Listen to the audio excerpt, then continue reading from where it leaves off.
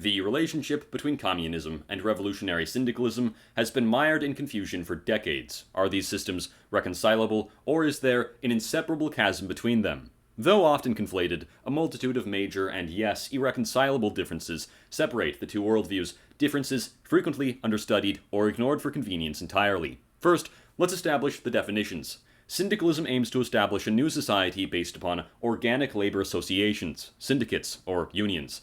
Communism, founded on the theories of Karl Marx, hopes to establish a stateless, classless society based upon the collectivized ownership of the means of production. Notably, syndicalism does find its origins in large part within Marxism. From Georges Sorel to Edouard Berth, all of the first leading exponents of syndicalism had been highly influenced by Marxist literature. By the turn of the century, however, these figures found themselves at odds with a Marxist movement increasingly defined by democratic reformism and opposition to revolutionary action. European socialism had stagnated to such a degree that these so-called heirs of Marx were at odds with the very anti-reformist impulses of Marx himself. In the face of this decomposition, Georges Sorel, who would someday be hailed as the most influential syndicalist intellectual in history, emerged in early 20th century France to revive what he viewed as the dynamic core of Marxism. Sorel believed it was necessary to strip the ideology of its deterministic rationalism and replace it with a motivational myth of proletarian violence to reinvigorate the revolutionary spirit. In his eyes, proletarian violence was the entire basis of genuine Marxist thought. All other abstract Marxist theories were either secondary or irrelevant to this core of proletarian violence. Though he did not invent syndicalism, Georges Sorel was undeniably its supreme theorist. It is therefore best to first analyze his literature and his engagements with the tradition he sought to reclaim, so that we may observe why revolutionary syndicalism, in its mission to revitalize Marxism, ended up permanently cleaving itself off from the communist movement that Karl Marx himself had so proudly devised. Having already covered his ideological evolution in a prior video, I will start here with Sorel's 1903 work, Introduction to Modern Economics. In it, Sorel took it upon himself to defend the conditional existence of private property. Now, as a socialist, he obviously didn't treat property as an absolute good, but rather as an undisputed fact of the world, the necessary starting point for any realistic change. Deeply influenced by the founding father of anarchism, Pierre-Joseph Proudhon, Sorel argued that a practical socialist program should not abolish property, but socialize the systems of credit, exchange, and circulation. Such institutions, by perfecting exchange, constitute a safeguard for particularism and, far from attacking property, guarantee it. This model would leave the mass of small and medium producers in charge of their own enterprises. It is within this context that Sorel dismissed the abolition of private property, remarking of the old socialists that the negation of private property is within the reach of very weak minds. For him, the true task was not to dream of abolition, but to engineer a healthy social system in which property could exist and thrive. Within his Introduction to Modern Economics, Sorel also launched a very fascinating critique of Marxist doctrine based upon the underdeveloped legal philosophy within historical materialism, which he argued never managed to successfully identify the mechanisms for a new legal order. Sorel proclaimed that Marx never fully grasped the role of law in the development of civilizations, and he explicitly rejected the concept of a dictatorship of the proletariat in its entirety as a quote-unquote juridical knight of mere force, believing that a viable new society must instead be founded through the long, patient, and enlightened work of judicial bodies wielding moral authority. To Sorel, this was a foundational precondition that Marx overlooked entirely. Sorel indeed concluded that nothing better illustrates the inadequacy of Marx's legal philosophy than his disdain for Proudhon. What makes Sorel's critique so interesting to me is that it directly opposes the Marxist model of base and superstructure. In orthodox historical materialism, the economic base, the mode of production, ultimately determines the shape and content of the superstructure, which includes law, politics, and culture. These superstructural elements, then, are largely seen as reflecting the economic base, not as primary agents for change. But Sorel inverses this dynamic. See, in arguing that the superstructural forces like law, myth, and ethics are not merely consequences but active, independent engines of historical development, Sorel is completely breaking away from Marxist determinism and really just carpet-bombing the entire base superstructure model. For Sorel, the creation of a new legal order, or the power of a mobilizing myth like his famous concept of the general strike, could generate new social and economic realities, not just result from them. Again, to Sorel, these are, to say the least, autonomous historical forces of their own. In his 1919 work, Materials for a Theory of the Proletariat, Georges Sorel articulated a fundamental break with the Marxist tradition. He explicitly rejected the notion of a unified Marxist science, expressing profound doubt that social reality could ever be captured by any totalizing synthesis. Instead, he advocated for a method of diremption. To quote his 1908 book Reflections on Violence, social philosophy is compelled to carry out a diremption, to examine certain parts without regard to all the connections that link them to the whole. Once it has reached the most perfect knowledge, it can no longer try to reconstruct the broken unity. What a lot of people get wrong is the notion that Sorel's diremption intended to reconstruct the elements into a unified whole. This, however, was never the intention. This theoretical change was a total repudiation of the Marxist dialectic, which Sorel explicitly dismissed in Engels' formulation as useless verbal gymnastics whose examples, quote, are truly just word games. Having severed the tether to scientific materialism, Sorel instead grounded his theory in the non-rational domain of popular sentiment. He located the driving force of social change not in economic laws, but in what he termed the halo of the law, a realm of uncodified, intuitive right that exists around the strict sense of the law, where we find rights whose codification is impossible. Here, the revolutionary myth of the general strike operates not as a scientific prediction, but as an intuitive, mobilizing conviction. Sorel thus inverted the role of intelligence away from synthesizing objective universal laws and positioned its role as enhancing primal personal judgment. This theoretical rupture manifested in a novel theory of revolution. For Sorel, the goal isn't the realization of predetermined historical stages, but the provocation of a moral catastrophe. He declared, "Socialism is a moral question. It stands before the bourgeoisie world as its irreconcilable adversary, threatening it with a moral catastrophe even more than a material one." The exaltation of the worker's innate moral sense leads Sorel, and syndicalism more broadly, to a vehement rejection of the communist vanguard. Sorel demanded that the proletariat must remain exclusively working class, to exclude intellectuals whose leadership would have an evil influence. Revolutionary consciousness for Sorel could not be, or more importantly, should not be imported by a party, but generated internally through direct class experience. Furthermore, syndicalism rejects the communist vision of material abundance, instead embracing a Proudhonian ethic of austere struggle. Sorel venerated decent poverty, which, quote, is not comfort but good, and we must regard it as the principle of our joy. The syndicalist veneration of frugality is the inverse of the Marxist goal of unleashing the productive forces to eradicate scarcity. Importantly, syndicalism shatters Marxist internationalism in favor of national particularism.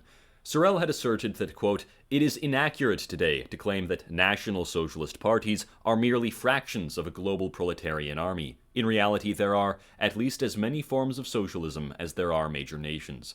His focus here was less a positive endorsement of nationalism and more a corollary of his rejection of abstract universalism. Just as he rejected a unified science of Marxism, he also rejected a unified international proletariat. His internationalism, to the extent it existed, envisioned an alliance of discrete national revolutionary movements, not a single global class consciousness. That's very important to remember. If all of this wasn't enough, Sorel expressed his final allegiance not to Karl Marx, but to Pierre-Joseph Proudhon. He starts the book with a tribute comparing himself to Proudhon. He refers to himself as, quote, an old man who persists in remaining, as Proudhon did, a selfless servant of the proletariat. Then, near the end of the book, he declared that every time we encounter phenomena in history that seem to be related to a class struggle, we should draw less from Marxist tradition and more from what Proudhon wrote.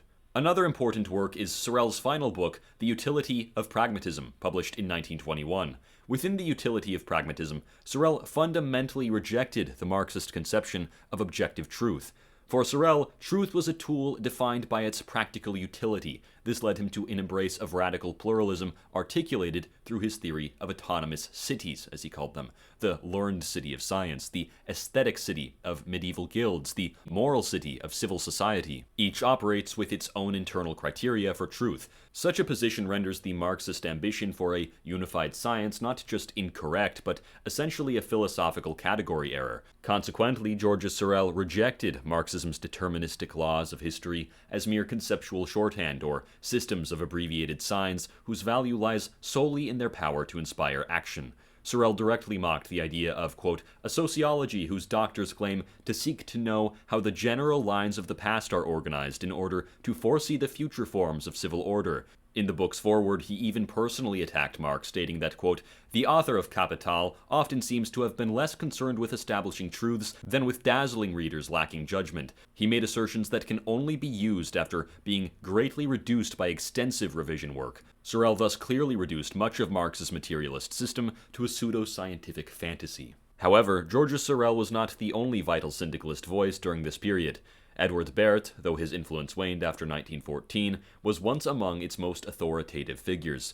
Though his brief turn towards communism from 1919 until 1925 did delegitimize his standing, his early voice was paramount to the development of syndicalism. In his 1914 work, The Misdeeds of Intellectuals, Berth lampooned all forms of socialism, stating, "Until today, man has only worked because he was obligated to. Hercules needed the persecutions of Eurystheus. Socialism dreams of a society without obligations, a society in which law, property, family, and the state would have disappeared to make room for an entire community of goods and loves. It would be the Polynesian regime. And you can delve into all the systems, socialist, communist, anarchist, and you would not find, ultimately, anything other than the dream of a return to that state of nature that characterizes the life of the Polynesian. Because ultimately, socialism, with its countless variations, is nothing but the pure and simple negation of civilization, an aspect of modern decadence, contemporary disillusion pushed to its ultimate consequences and climax." Berth argued that Marxism itself was enclosed by a strong dose of utopia, which he identified as Marx's empty and senseless communist ideal. Furthermore, he rejected the core communist tenet of the dissolution of the state,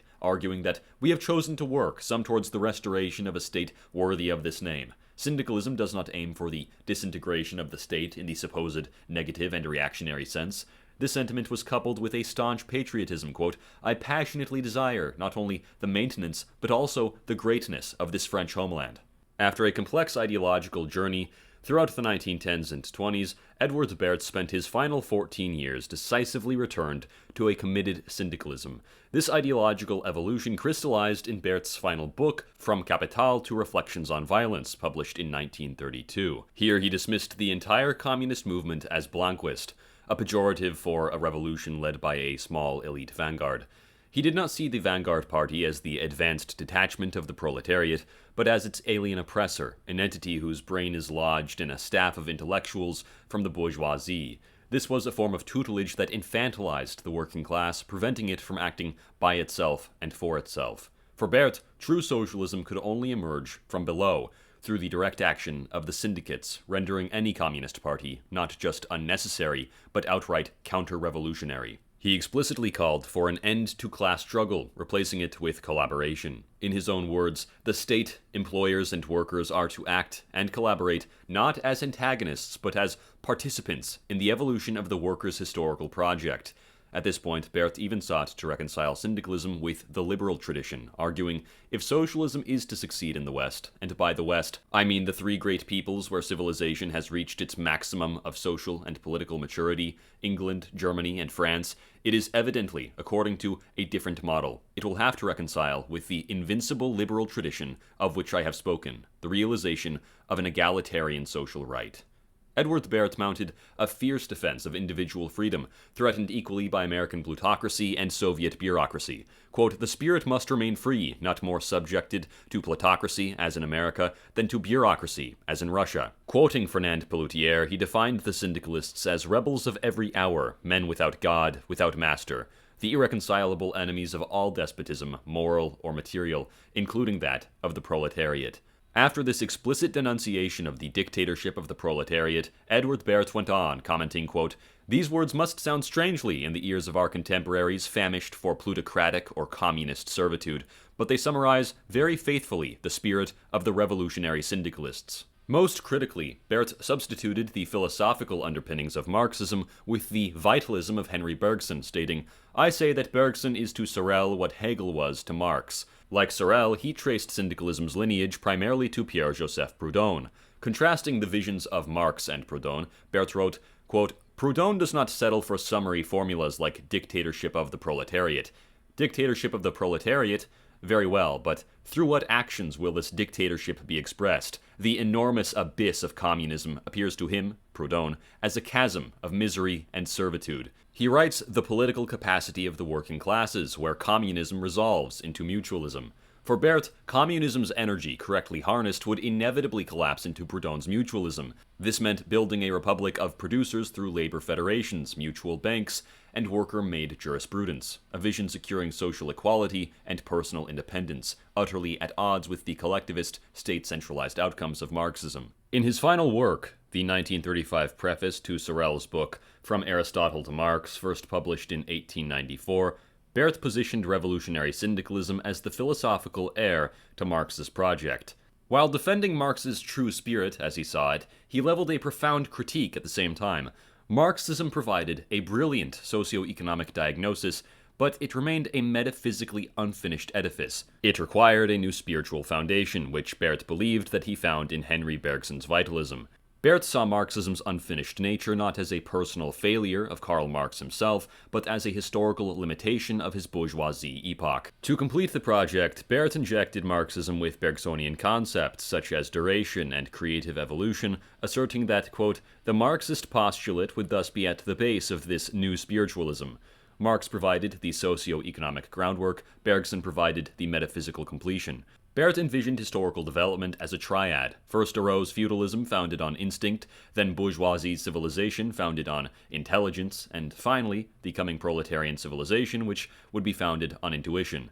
Marx was the supreme critic of the second stage, and it fell to Bergson, Sorel, and Proudhon to forge the philosophy of the third in light of the path paved by Marxism. The journey from Aristotle to Marx, as both Berth and Sorel called it, was necessary, but it was never supposed to be the end. The new metaphysics of socialism needed to be a metaphysics of musicians. For Berth, to be a true Marxist was to recognize that Marx's greatest work had been in pointing toward a higher synthesis, even if he himself could not articulate it. Yet another syndicalist and close disciple of Georges Sorel, named Georges Valois, founded Les Facheux, the first organized fascist party in France, in 1925. By 1928, he abandoned orthodox fascism and returned to his revolutionary syndicalist roots to form the Republican Syndicalist Party of France. In his 1935 work, Technique of the Syndical Revolution, Valois articulated a total irreconcilability between communism and the syndicalism for which he advocated. As Valois saw it, the core conflict between communism and syndicalism could be found in their divergent solutions to the problems of economic dynamism and human motivation. Valois relentlessly attacked the utopian conception of man held by Russian communists and denounced their belief that abolishing exploitation would magically transform workers into selfless laborers for the collective good. He scorned this as a quasi-religious faith in grace, where a revolutionary victory would supposedly alter mankind's innate tendencies. The reality, he contended, is that, quote, man, obeying the law of least effort, only engages in economic activity under the pressure of coercion.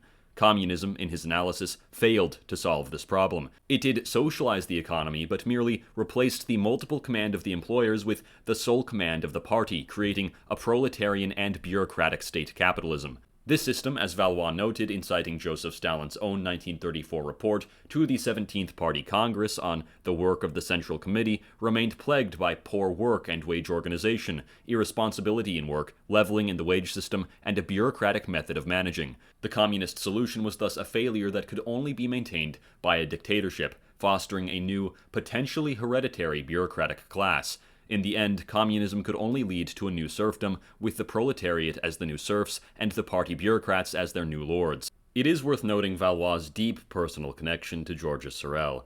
The two indeed lived together for a time, and Sorel's esteem for him was a matter of record. In the trial of Valois v. Action Française, legal testimony quoted Sorel as having written, quote, "If you want information about me, go find Valois. He is a man I hold in high esteem. His intellectual honesty is very great." This sentiment was echoed in a 1922 letter to Valois from a certain Mr. Bertrand de Balland, who reported that Sorel, on his deathbed, quote, spoke of you in particular, praising you highly and showing you marked sympathy. Syndicalist anti-communism wasn't just present in France, but even within nations such as Ireland.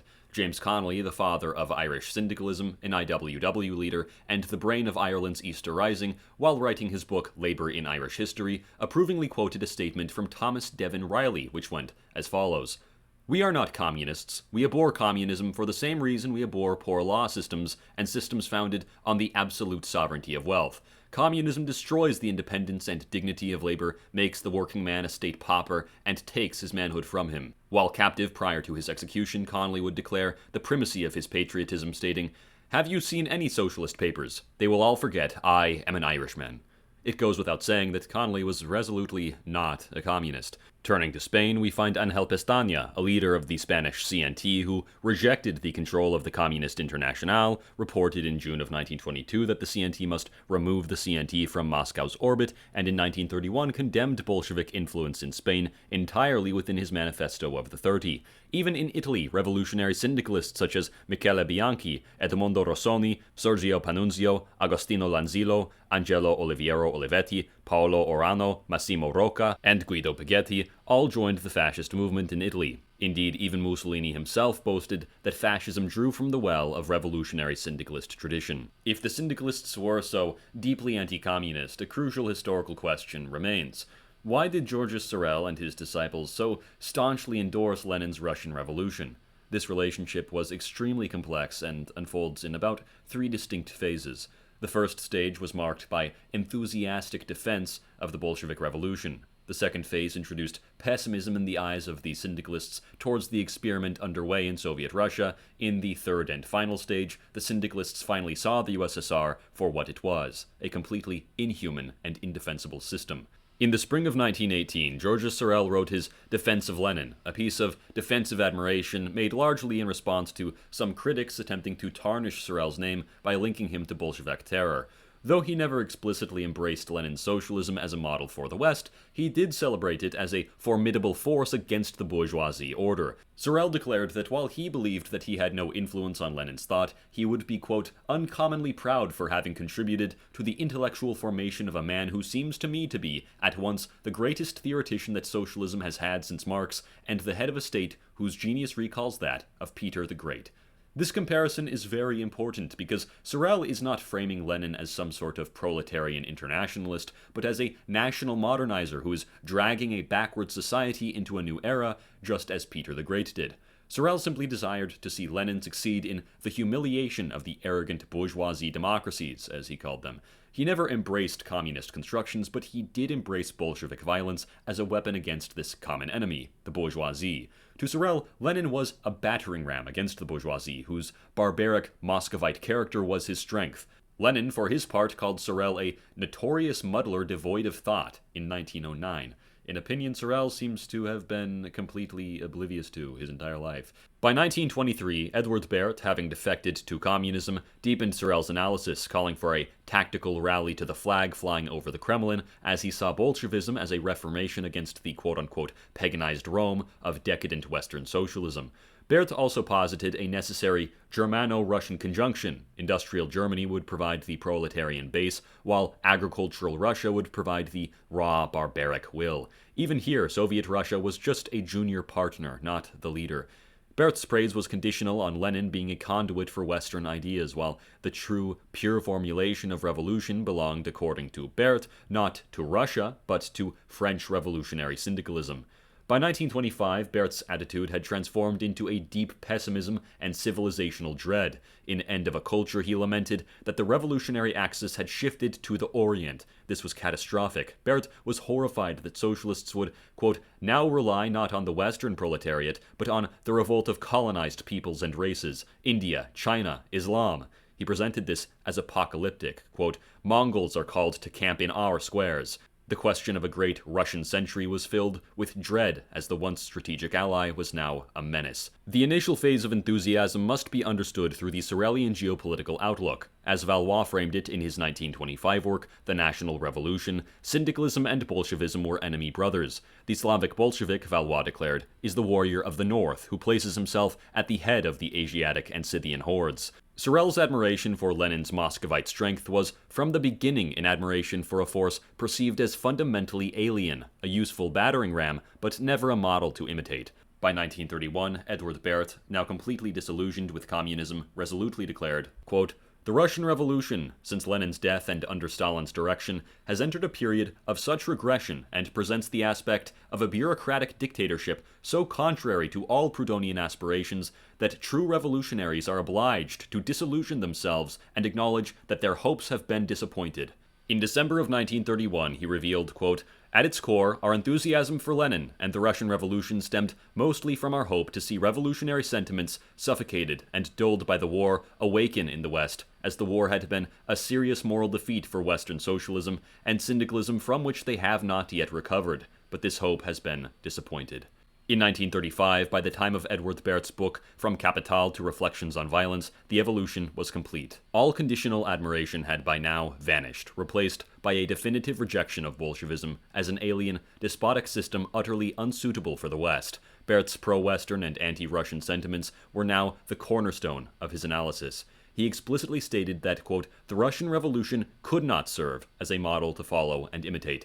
He believed that Bolshevism, alongside fascist Italy, were similar dictatorial forms perhaps necessary for backward countries to achieve discipline. However, in the advanced West, the goal was the free government of producers. This is the core of syndicalist anti-communism come full circle. Communism in Russia had revealed itself to be simply another form of state tyranny, a red Tsarism. It is Edouard Berth himself who coined the phrase the communism of termites to describe Soviet rule, arguing that the USSR had become a state capitalist bureaucracy rather than a truly proletarian socialism. He denounced the Soviet model as demagogic, fanatical, and sectarian, taking its orders from Moscow, essentially a Stalinist parasitism upon the workers' movement. The final disillusionment of the French syndicalists with the Soviet experiment was cemented by Georges Valois in his 1935 work, Technique of the Syndical Revolution. Though Valois conceded that the USSR had created an economy where the pursuit of profit was no longer the engine, he asked by what means. His answer was damning in its conclusion. Quote, "The Third Internationale simply ensured the dynamism of production by substituting the sole command of the party for the multiple command of the employers. It had not created a new socialist man, but had instead applied capitalist means to a collectivized economy. The Soviet Union had not solved the problem of economic dynamism in a free society. Instead, it had abolished freedom and imposed, in its place, a brutal, inefficient, permanent, and unrelenting dictatorship."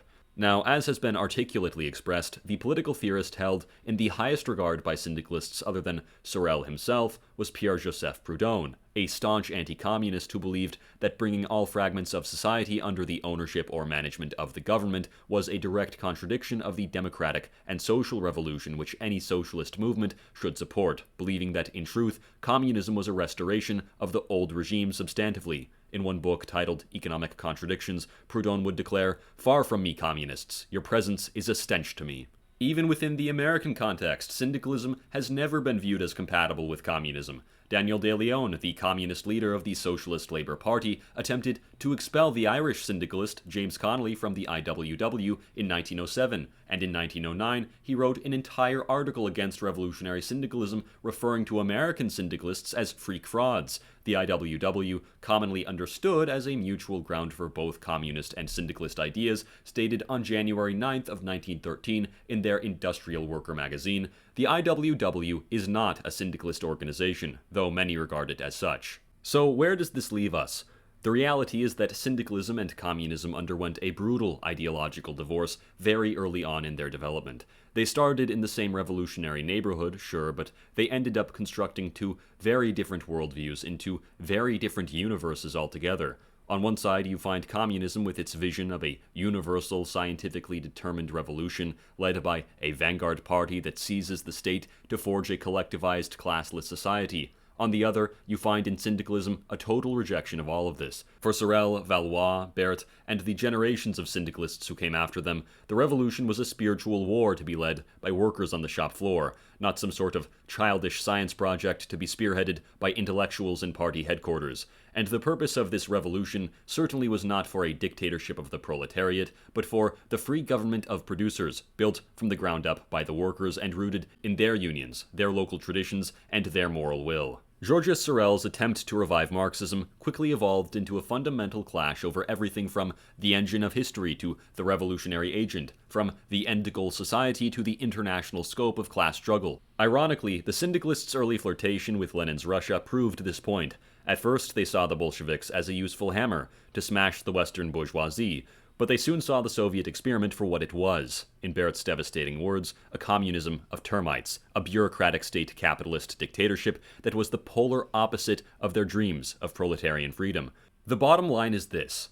Syndicalism was never just its own revolutionary strategy. It was something born of a different soul. Syndicalism declares that you cannot free the people by putting a new entrenched bureaucracy in charge. You cannot build a free society by destroying syndicates and propping up Soviets in their place, by homogenizing communities under the fallacious pretension that they serve the same class interests, or by pinning the moral conscience of the individual under the wheels of so-called predetermined history. The chasm between these systems is simply unbridgeable. The choice, as the syndicalists saw it, wasn't between the left and the right. It was between an elite intelligentsia or a popular, bottom-up mass movement. And they bet everything on their belief that the people should prevail rather than a select few party apparatchiks.